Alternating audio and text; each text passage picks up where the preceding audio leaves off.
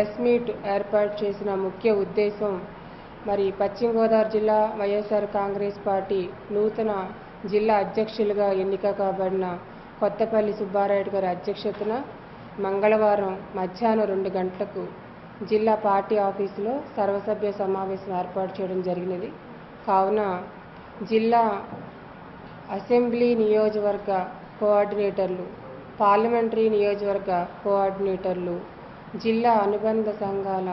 ప్రెసిడెంట్లు, నాయకులు, జిల్లా క్రమశిక్షణా సంఘ సభ్యులు, అలాగే రాష్ట్ర వైఎస్ఆర్ కాంగ్రెస్ పార్టీ అన్ని విభాగాల నాయకులు,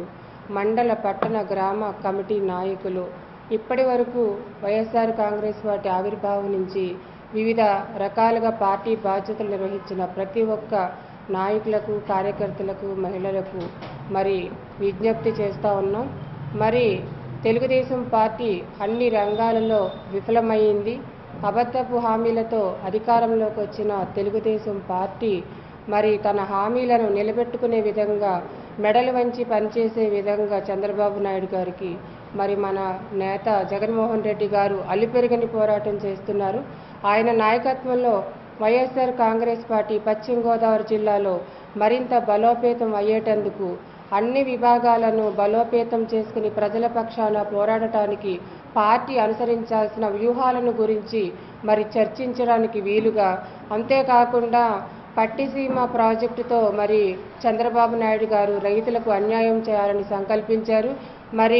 మరి పోలవరం ప్రాజెక్టుని పక్కన పెట్టి దానికి సరిపడా నిధులు తేవటంలో విఫలమైన చంద్రబాబు నాయుడు మరి అంతర్భాగ ప్రాజెక్టును కమిషన్ల కోసం ఏర్పాటు చేసి తాత్కాలిక ప్రయోజనాల కోసం మరి రైతులకు నష్టం కలిగించే విధంగా